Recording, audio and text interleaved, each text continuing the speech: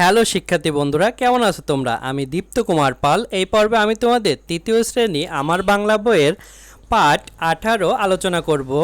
দেখো বন্ধুরা, এখানে একটি কবিতা আছে। এই কবিতাটির নাম আজিকার শিশু, অর্থাৎ আজিকার মানে আজকের বা এই সময়ের শিশু। এই কবিতাটি লিখেছেন সুপিয়া কামাল। বন্ধুরা, আমরা কবিতাটি পড়ি। আমাদের যুগে আমরা যখন খেলেছি পুতুল খেলা, তোমরা এ যুগে সেই বয়সে লেখাপড়া করো মেলা। আমরা যখন আকাশের তলে ওড়াই এসি শুধু ঘুরি, তোমরা এখন কলের জাহাজ চালাও গগন জুড়ি। উত্তর মেরু দক্ষিণ মেরু সব তোমাদের জানা, আমরা শুনেছি সেখানে রয়েছে জিন পরি দেও ডানা। পাতালপুরীর অজানা কাহিনী তোমরা শোনাও সবে, মেরুতে মেরুতে জানা পরিচয় কেমন করিয়া হবে। তোমাদের ঘরে আলোর অভাব কবু নাই হবে আর, আকাশ আলোক বাঁধি আনি দূর করিবে অন্ধকার। তোমরা আনিবে ফুল ও ফসল পাখি ডাকা রাঙা ভোর, জগৎ করিবে মধুময় প্রাণে প্রাণে বাঁধি প্রীতি ডোর। সংক্ষেপিত অর্থাৎ কবিতাটি তোমাদের বইয়ে সংক্ষেপে দেওয়া আছে। কবি সুপিয়া কামাল এই কবিতাটি আরও অনেক বড় করে লিখেছেন। এখন আমরা এই কবিতার অর্থ পড়ব। আমাদের যুগে, অর্থাৎ এখানে কবি বলছে তিনি যখন ছোট ছিলেন অর্থাৎ শিশু ছিলেন সেই সময়ে, আমরা যখন খেলেছি পুতুল খেলা অর্থাৎ শিশুকালে কবি তখন পুতুল খেলা খেলতো।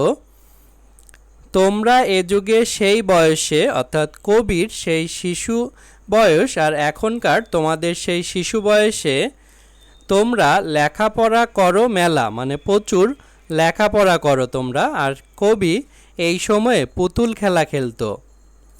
আমরা যখন আকাশের তলে উড়াইছি শুধু ঘুরি, অর্থাৎ কবি যখন শিশুকালে আকাশের নিচে ঘুড়ি উড়িয়ে বেরিয়েছে। তোমরা এখন কলের জাহাজ চালাও গগন জুড়ে, তোমরা এখন উড়োজাহাজ চালাও আকাশ জুড়ে, মানে পুরো আকাশে বিমানে করে ঘুরে বেড়াও। উত্তর মেরু মানে পৃথিবীর মানচিত্রের যে উত্তর দিক এবং দক্ষিণ মেরু অর্থাৎ দক্ষিণ দিক, মানে মেরু মানে হচ্ছে শেষ প্রান্তকে বোঝায়, উত্তরের শেষ প্রান্ত এবং দক্ষিণের শেষ প্রান্ত সব তোমাদের জানা, অর্থাৎ পৃথিবীর এপাশ থেকে ওপাশ সব কিছুই তোমাদের জানা। আমরা শুনেছি সেখানে রয়েছে জিন পরি দেও দানা, অর্থাৎ কবিরা তখন জানতো যে পৃথিবীর উত্তর দক্ষিণে বা প্রান্তগুলোতে সেখানে ভূত, জিন, পরি, দেও, দানা এগুলো বাস করে, অর্থাৎ তাদের তখন এই পুরো পৃথিবী সম্পর্কে ভালো ধারণা ছিল না। পাতালপুরীর অজানা কাহিনী তোমরা শোনাও সবে, অর্থাৎ পাতালপুরী মানে পানির নিচের অজানা কাহিনীও তোমরা সবাইকে শোনাও। মেরুতে মেরুতে জানা পরিচয় কেমন করিয়া হবে, অর্থাৎ কবির মেরুতে মেরুতে মানে উত্তর মেরু এবং দক্ষিণ মেরুর তে যে কি আছে সেগুলো জানা পরিচয় কিভাবে হবে, কারণ কবি তো তখন বেশি পড়াশোনা করেনি, শিশুকালে সে পুতুল খেলা খেলতো এবং আকাশের নিচে ঘুড়ি উড়াইতো। তোমাদের ঘরে আলোর অভাব কবু নাই হবে আর, অর্থাৎ এখনকার শিশুদের ঘরে কখনো আলোর অভাব হবে না, কারণ আমরা ঘরে আলো না থাকলে বা রাত্রেবেলা আমরা বিদ্যুৎ দিয়ে আলো জ্বালাতে পারি। আর কবির সময় তখন বিদ্যুৎ ছিল না, সাধারণভাবে আলো জ্বালানো লাগতো এবং যখন খুশি সুইচ টিপেও আলো জ্বালানো যেত না, শুধুমাত্র সূর্যের আলোয় তাদের ভরসা ছিল। আকাশ আলোক বাঁধি আনি দূর করিবে অন্ধকার, অর্থাৎ আকাশের যে আলো সেই আলো আমরা এখন বেঁধে এনেছি এবং যখন খুশি সেই আলো আমরা জ্বালাতে পারি। তোমরা আনিবে ফুল ও ফসল পাখি ডাকা রাঙা ভোর, কবি বলেছে আমরাই ফুল আনবো এবং ফসল আনবো এবং ভোরবেলা পাখি ডাকবে এমন পরিবেশ আমরা তৈরি করব। জগৎ করিবে মধুময়। কবি বলেছে আমরা এই শিশু বয়সে বড় হয়ে আমরা এই জগৎ অর্থাৎ পুরো পৃথিবী মধুময় করে তুলব, অর্থাৎ মধুর মতো সুন্দর পরিবেশ তৈরি করব। প্রাণে প্রাণে প্রতি ডোর, অর্থাৎ ডোর মানে হচ্ছে বাধা, প্রীতি মানে সম্প্রীতি অর্থাৎ ভালোবাসা দিয়ে বাঁধব। অর্থাৎ প্রতিটি প্রাণ যেমন পাখি, গাছ, প্রজাপতি, মৌমাছি, মানুষ, এদের সবার সাথে আমরা ভালোবাসার বন্ধনে আবদ্ধ হব। বন্ধুরা দেখো এখানে আছে শব্দ শিখি, গগন মানে আকাশ, কাহিনী মানে গল্প বা ঘটনা।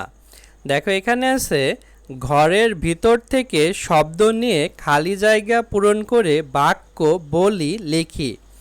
দেখো এখানে ঘরের ভিতরে শব্দ আছে প্রীতি, ঘুড়ি, শরীর, পাখি। তো এই শব্দগুলো দিয়ে আমরা এই বাক্যগুলো পূরণ করব। দেখো শিশুরা আকাশে ঘুড়ি ওড়াচ্ছে।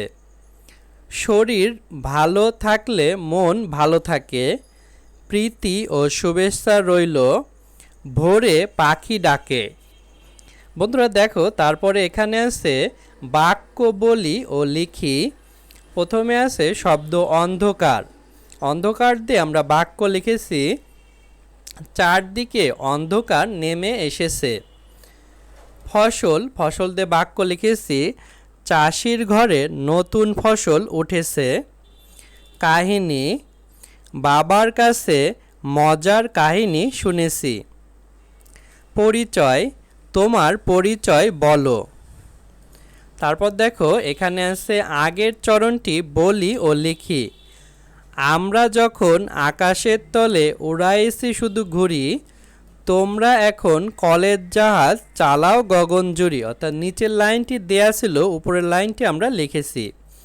তারপরে তোমাদের ঘরে আলোর অভাব কবু নাই হবে আর, এরপরে হবে আকাশ আলোক বাঁধিয়ানি দূর করিবে অন্ধকার। অর্থাৎ এই লাইনটি তোমাদের দেয়া থাকবে, উপরের লাইনটি লিখতে হবে। বন্ধুরা দেখো এখানে আছে একই অর্থের শব্দ শিখি। অর্থাৎ একটি শব্দের আরও অনেকগুলো শব্দ থাকতে পারে, সেই শব্দগুলোই আমরা পড়ব। যেমন যুগ, এই যুগ শব্দের আরও শব্দ যেমন কাল, কাল মানেও যুগ, এবং আমল, আমল মানেও যুগ। অর্থাৎ এগুলো প্রতিশব্দ বা সমর্থক শব্দ। যেমন গগন, এর দুইটি একই রকম শব্দ, আকাশ, আসমান। আলো, কিরণ, আলোক। অন্ধকার, আধার, তিমির। জগৎ, পৃথিবী, দুনিয়া। অর্থাৎ এই শব্দগুলো দিয়েও একই অর্থই বোঝায়। তারপর আছে কবিতাটি না দেখে বলি ও লিখি। তোমরা কবিতাটি মুখস্থ করবে এবং না দেখে বলবে ও লিখবে। তারপরে আছে বুঝে নেই। এই শব্দগুলো দ্বারা কি বোঝায় তা এখন আমরা বুঝব। যেমন পাতালপুরী অর্থাৎ মাটির নিচের কল্পনার জগৎ। উত্তর মেরু পৃথিবীর উত্তর ভাগ। দক্ষিণ মেরু পৃথিবীর দক্ষিণ ভাগ। প্রীতি ডোর মানে ভালোবাসার বন্ধন। তারপর দেখো এখানে আছে আগের যুগের এবং বর্তমান যুগের তিনটি পার্থক্য বলি ও লিখি। দেখো আগের যুগে পুতুল খেলা হতো। আগের যুগে আকাশে ঘুড়ি ওড়ানো হতো। আগের যুগে আলোর অভাব ছিল। আর বর্তমান যুগে অনেক লেখাপড়া করা হয়। বর্তমান যুগে গগন জুড়ে কলের জাহাজ ওড়ানো হয়।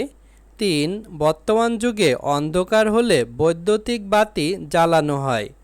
বন্ধুরা আজ আমাদের ভিডিও এ পর্যন্তই। পরের ভিডিওতে আমরা পরবর্তী পাঠ আলোচনা করব। ভালো থেকো তোমরা।